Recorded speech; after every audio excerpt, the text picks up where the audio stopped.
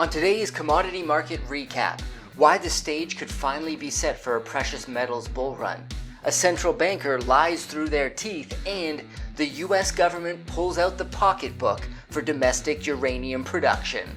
Let's go! Precious metals investors can often be found complaining in YouTube comment sections about how their worthless stack of metal has done practically nothing for years. And although I personally look at precious metals as more of an insurance policy, I do get it. I mean, we have insane amounts of quantitative easing, talk of a recession on the horizon, raging inflation, and a big correction in the broad equities market. So why aren't gold and silver soaring?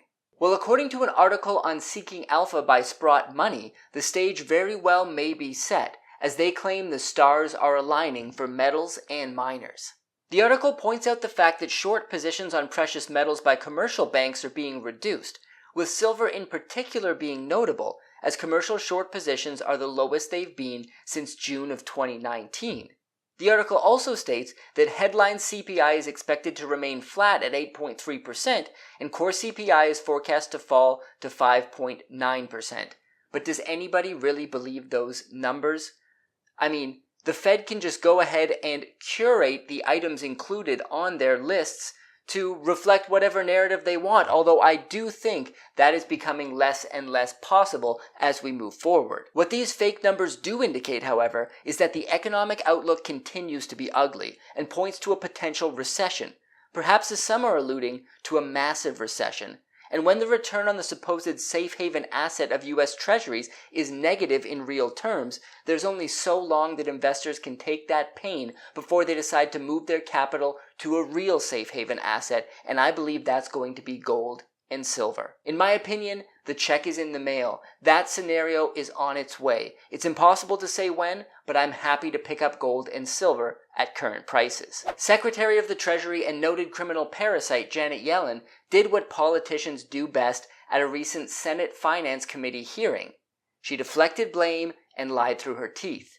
When grilled by the Republicans on the rising cost of energy, old Yellen placed the blame squarely on those greedy anti-environmental oil companies and, of course, Russia. It's virtually impossible for us to insulate ourselves from shocks like the ones that are occurring in Russia that move global oil prices, she stated, ignoring the fact that the US has been giving domestic oil producers every incentive not to extract oil over the past decade, including tone-deaf ESG mandates, shutting down the Keystone XL pipeline, among other moronic moves. The clueless criminal went on to state, investing in clean energy and renewables would reorder the dependence on global oil markets, which are subject to geopolitical risk and could bring down utility bills. Of course, she seems to have no idea that renewable energy is not reliable and will take decades to get anywhere near the efficiency of fossil fuels. And as she continues to virtue signal her desire for a green, clean environment, the Democrats have been begging unscrupulous governments in Venezuela and Saudi Arabia to pump that sweet, sweet crude. Just as long as it doesn't come out of American soil and perhaps, I don't know, God forbid, benefit the American economy?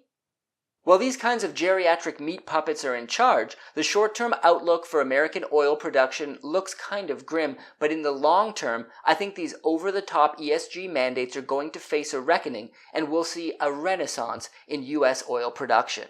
In addition, this paints a rosy picture for nuclear energy development in America, and by extension, US-based uranium-producing companies, which segues perfectly into our next story.